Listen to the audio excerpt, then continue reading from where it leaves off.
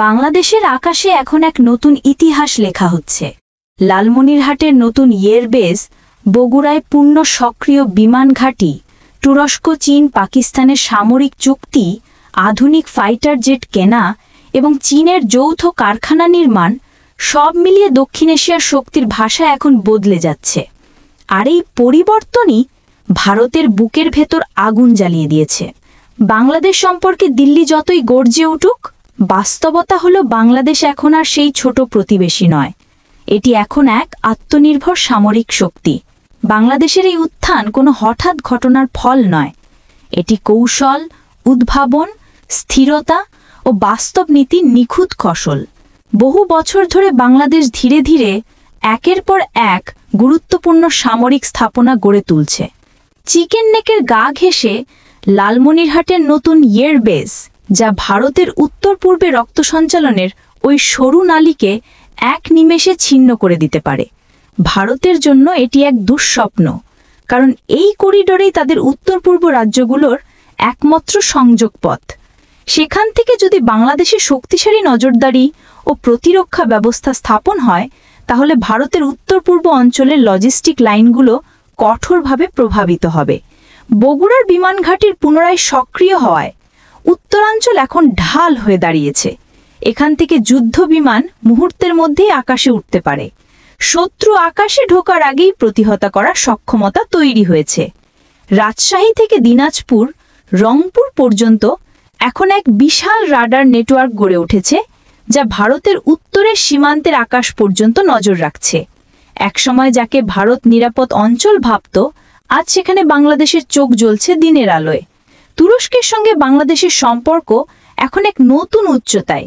তুরস্কের Bayraktar TB2 drone, radar প্রযুক্তি এবং আধুনিক এয়ার ডিফেন্স সিস্টেম ইতিমধ্যেই বাংলাদেশের হাতে এসেছে। এসব ড্রোন সীমান্ত নজরদারি ও প্রতিরক্ষা অভিযানে বড় ভূমিকা রাখছে। তুরস্কের প্রযুক্তি, বাংলাদেশের মানব সম্পদ এবং চীনের আর্থিক সহযোগিতা মিলে দক্ষিণ এশিয়ায় এক নতুন সামরিক ত্রিভুজ গড়ে তুলছে, যার মুখে ভারতীয় কৌশল আজ বিভ্রান্ত। চীনের সঙ্গে যৌথ উদ্যোগের সামরিক ও ড্রোন কারখানা নির্মাণ বাংলাদেশের ইতিহাসে গেম চেঞ্জার। আগে ভারত চেয়েছিল বাংলাদেশ শুধু অস্ত্র ক্রেতা হিসেবেই থাকুক, কিন্তু এখন বাংলাদেশ নিজেই উৎপাদনের পথে। স্থানীয় ইঞ্জিনিয়ার, টেকনিশিয়ান ও সেনা কর্মকর্তারা মিলে তৈরি করছেন নতুন সামরিক উপকরণ। চীনের প্রযুক্তি আর বাংলাদেশের দক্ষতা মিলিয়ে এই কারখানা দক্ষিণ এশিয়া শক্তির সমীকরণ পুরো বদলে দিচ্ছে। বাংলাদেশ এখন শুধু আত্মরক্ষাতেই নয়, প্রযুক্তিগত স্বনির্ভরতার পথেও এগিয়ে যাচ্ছে। থ্যালেসের গ্রাউন্ডমাস্টার 400 3D রাডার সিস্টেম দেশের আকাশ নজরদারিতে বিশাল সাফল্য এনে দিয়েছে। এগুলো 400 কিলোমিটারেরও বেশি দূর থেকে যে কোনো আকাশ অনুপ্রবেশ শনাক্ত করতে সক্ষম, অর্থাৎ ভারতের কোনো বিমান সীমান্তে প্রবেশ করলেই তা মুহূর্তে ধরা পড়বে। তাদের প্রতিটি নড়াচড়া ঢাকার রাডারে ঝলসে উঠবে। তবে ভারতের সবচেয়ে বড় মাথা ব্যথা F-17MC ফাইটার জেট। চীনের কাছ থেকে এই উন্নত মাল্টিরোল ফাইটার জেট কেনার সিদ্ধান্ত বাংলাদেশ ইতিমধ্যে চূড়ান্ত পর্যায়ে নিয়ে গেছে।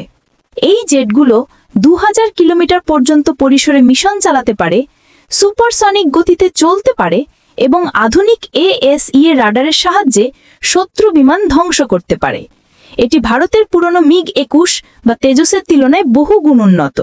ভারতীয় প্রতিরক্ষা বিশ্লেষকরাই বলছেন, এই জেট যদি বাংলাদেশে আসে, তাহলে আকাশে ভারতের এয়ার সুপিরিয়রিটি ইতিহাস হয়ে যাবে। এর পাশাপাশি বাংলাদেশের প্রতিরক্ষা পরিকল্পনায় আছে সিপার ও হিসার টাইপের দীর্ঘ পাল্লার তুর্কি এয়ার ডিফেন্স সিস্টেম।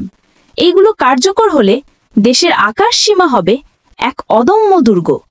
কোনো বিদেশি বিমান ঢুকবে না, আর ঢুকলেও ফিরতে পারবে না। এই সিস্টেমগুলো ভারতের জন্য নতুন দুঃস্বপ্ন, কারণ সীমান্তে তাদের যুদ্ধ বিমান আর নিশ্চিন্তে টহল দিতে পারবে না।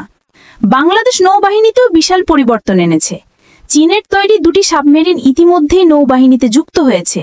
এবার সেই অভিজ্ঞতা ব্যবহার করে বাংলাদেশ নিজস্ব সাবমেরিন নির্মাণের পরিকল্পনা করছে। বঙ্গোপসাগরে এই সামরিক সক্ষমতা ভারতের জন্য সরাসরি হুমকি। আগেই সমুদ্র ভারতের একক আধিপত্য ছিল, কিন্তু এখন বাংলাদেশ নৌবাহিনীও সেই মঞ্চে উপস্থিত। এদিকে পাকিস্তানের সঙ্গে বাংলাদেশের সামরিক সম্পর্ক নতুনভাবে জোরদার হয়েছে। উভয় দেশের ইন্টেলিজেন্স শেয়ারিং, সামরিক প্রশিক্ষণ, সীমান্ত নিরাপত্তা ও প্রতিরক্ষা প্রযুক্তিতে সহযোগিতা চলছে। এটি ভারতের কাছে আরেক দুঃস্বপ্ন, কারণ তারা জানে বাংলাদেশ, চীন, পাকিস্তান এই 3 দেশে এখন এক কৌশলগত চেইন যুক্ত হয়েছে। আর এর সঙ্গে তুরস্ক যোগ হয়, এই চেইনটি প্রায় অজেয় বলয়ে পরিণত হয়েছে। ভারত জানে সরাসরি যুদ্ধের সাহস তাদের নেই, কারণ বাংলাদেশে এখন শুধু অস্ত্রই নয়, বিশ্বশক্তির বিনিয়োগ আছে। চীন, রাশিয়া, তুরস্ক, পাকিস্তান এই দেশগুলো বিলিয়ন বিলিয়ন ডলার বিনিয়োগ করেছে ঢাকায়, এবং কেউই চায় না এই অঞ্চল অস্থিতিশীল হোক।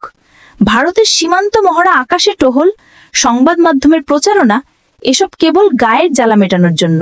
বাস্তবে তারা জানে বাংলাদেশের দিকে একটাও ভুল পদক্ষেপ মানেই আন্তর্জাতিক প্রতিক্রিয়ার ঝড়। বাংলাদেশের এই সামরিক উন্নয়ন এখন দক্ষিণ ও পূর্ব এশিয়ার ভূরাজনীতির কেন্দ্রবিন্দুতে নতুন শক্তির উত্থানকে চিহ্নিত করছে।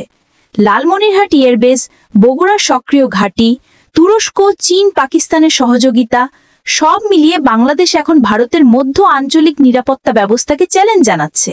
চীন এই অঞ্চলে বেল্ট অ্যান্ড রোড কৌশল বাস্তবায়ন করছে, আর বাংলাদেশ সেই কৌশলের গুরুত্বপূর্ণ অংশীদার।